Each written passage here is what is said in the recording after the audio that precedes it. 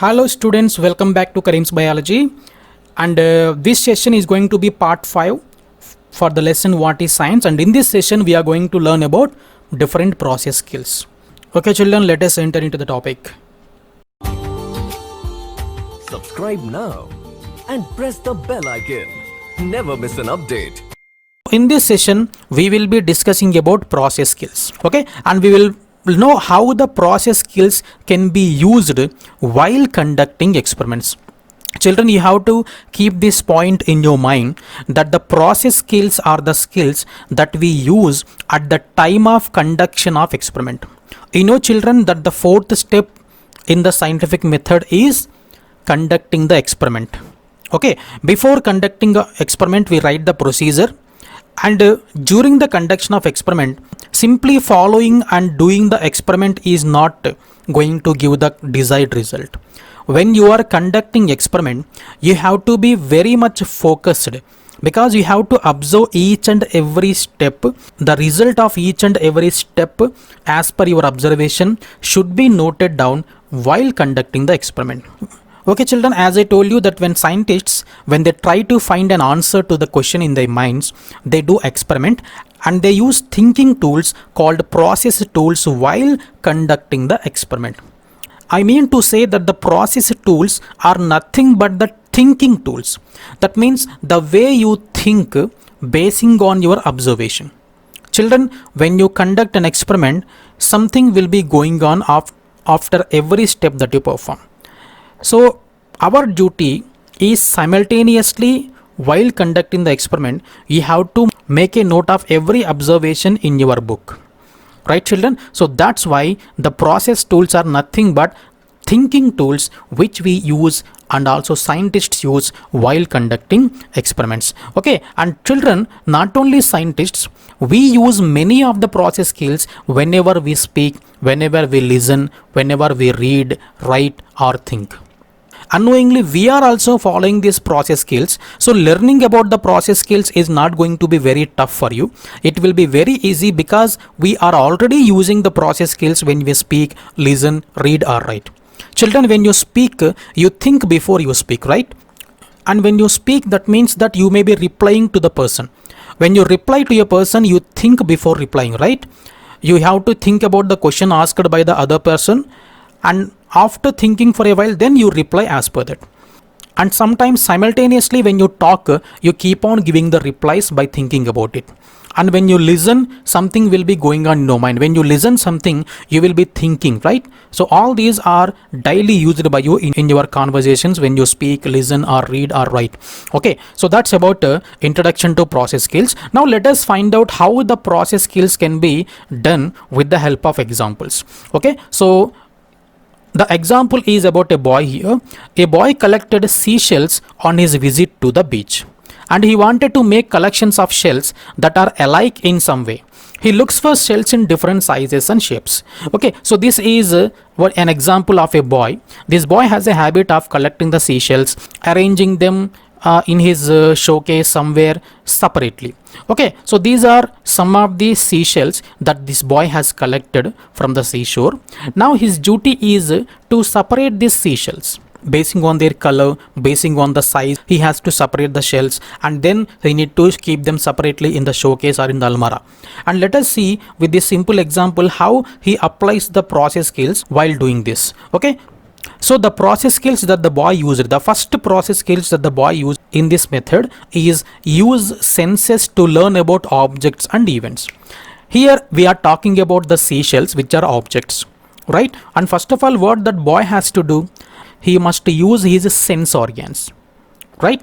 And as that boy has to compare the size and the shape of the shells, can you guess which sense organ the boy has to use while doing so? Yes children, as he has to observe the color, he must use his eyes, and also he can roughly measure the size of the shell by using the sense organs such as eye. And of course he can also take use of any scale if he wants to measure the size of the shells accurately. Okay, and the second step is compare. After that, what the boy has to do, the boy has to compare and identify the characteristics of these shells to find out how they are alike and different. Children, the boy identified and collected so many different shells which are of different colors and different sizes and shapes. His duty is now to group them separately. Okay, so after comparing, what he will do now, basing on the color, basing on the size, now he has to group or organize objects, in this case the shells, based on their color and size. Okay, so let us now see how the boy might have did that. Okay, so these are the shells collected by the boy, and let us follow the same process skills that we have discussed. What are the steps? Observe, compare and classify. And now let us apply that process skills to separate these shells basing on the size and color. Okay, first of all, let us separate these shells basing on their shape. Children, if you look here, you can see so many different colors of shells. Okay, and can you see the shape? The shape of this shell is different from this one, right? And these are long, this is somewhat short, and they are broad and flat, right? So they are in different shapes, and of course they are in different sizes and also colors. Now let us do the job in the step-by-step manner. In the first step, let us separate these shells basing on their shape. So this type of grouping the objects or things basing on their differences or similarities is called classification. Now what are we going to do? We are grouping these shells basing on their shape. In other words, I would say that we are classifying these shells basing on their shape in the first step. Now let us start it. So in the first step, I have separated these two shells from the group, and the second group that I have separated is the shells which are broad like this, right? Just like that of sunshine, right? So these are another group of shells that I have separated because their shape is different from them. And other group that I have separated is this one, right? Okay, of course they may be in different colors, but the shape is common. The character that we have considered here is only shape but not colors. Okay, and the other group that I have separated is this group, where the shells, they have so many curvatures, right? They have so many convolutions. So this is another type of shells here. Okay, so what I did now, just now we have grouped the shells not basing on the color but basing on their shape. So that is the first step we have completed, right? Now let us group these shells basing on the color now. Now come to the first group here. In the first group, both the shells are in same color. So further there is no need of classification here. But come to the second group here. In the second group, the shape of the shells may be same, but their color is different, right? So that's why now let us divide or group or classify these shells now basing on their color. How many colors are there? These two, they belong to one color, and these two, they are somewhat gray color, right? So there are two colors. Now we can group these shells into two groups. The first group, which includes the white colored shells, and the second group that includes brown, right? Now come to another group here. They may be in same shape, but again here there are differences in colors. And if you separate them, this is one color can be grouped, and the shells with other color can be grouped into some other group. Okay, and next come to the last group. Again here, how many different colors are there? Only two colors are there.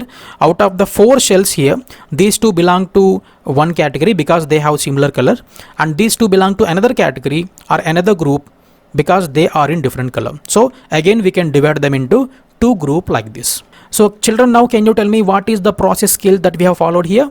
The process skill that we have followed here contains three steps. What is that? First one is observe, where we have observed the shape and the size and also the color of the shells. And the second one is compare. We have compared one shape to other shape, and also we have compared one color to other color. Okay, and finally the final step is classify. Classify means, I told you, grouping, right? So basing on our observations, now we have grouped the shells into different groups, and these groups are now based on color and shape. Okay children, not only this children, there is another set of process skills that we will learn now. Okay, that includes the first step, use a model, second step, predict, third step, infer. So I will explain about this in detail. First step is use a model.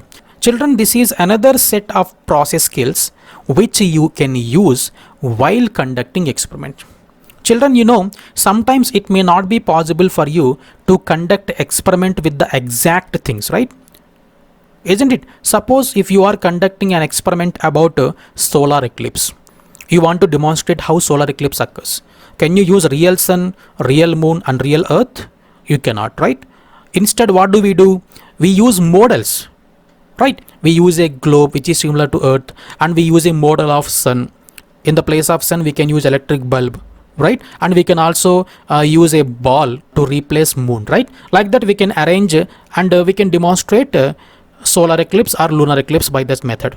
Okay, so this is another way of process skills. When you want to demonstrate something which includes the things which cannot be used originally, then we can use their models. So children, when you use a model, these are the process skills that you have to follow. Okay, and I will explain this with an example. Okay, so there is a boy by name Arvind. He wants to find out how the light switch in his bedroom works. Okay, so you know about switch. When you switch on, the light glows. When you switch off, the light puts off. So this boy here wanted to know how this switch is working. When he wanted to know how the switch is working, he cannot open the switch because he is a little boy and there may be a possibility that he may get electric shock. That doesn't mean that the boy can stop doing this experiment. Instead of using the original switch, original circuit, original wires, he can mimic it, right? He can use a model to demonstrate and find out how the switch works. So this is the model used by the boy. And what did he use in this model? He used a battery, and the electric and the small thin electric wires here, they are similar to the electric wires which are there in the walls and pipes of your home. And he used a small electric bulb which is similar to the tube light or something else in your home. Okay, and in the place of switch here, he used a small safety pin. Right? So this is the model he prepared. So what is the first step in this method, in this process? The first step in this process is we have to use a model. For that, you have to make representation to help you understand an idea, an object or an event, such as how something works. So this boy here wants to know how the switch works. So this is the model that he used. And the second step in this process skill is predict.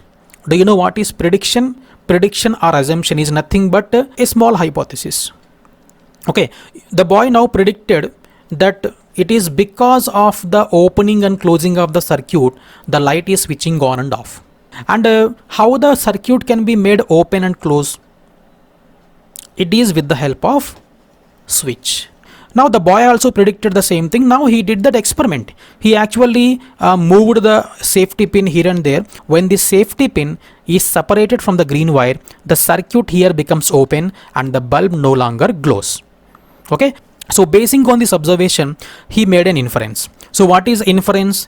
Inference is using logical reasoning to explain events and draw conclusions based on observation. Children, while he was conducting experiment, while this boy was conducting this experiment, he predicted something, and then when he was conducting experiments, he also made some observations. Okay, basing on the observations, he gave some logical reasons. Means he observed that when the pin is attached to the green wire, the bulb started glowing, and as soon as the pin got separated from the green wire, the bulb stopped glowing. Right? So by this, he gave a logical reason that the electric switch may also be working in the same way as in case of the pin, how it is opening and closing the circuit. He applied the same logic to the electrical switch. He has drawn the conclusion that the electric switch also will be working by opening and closing the circuit. Okay, children, so this is how he came to the conclusion. Okay, this is how by using this process skills, Arvind has came to the conclusion. Okay, children, so that's about the process skills. So that's all for today, children. In my next session, I will be talking about variables that we have to control while conducting experiments. Okay, children, I will meet you in my next session.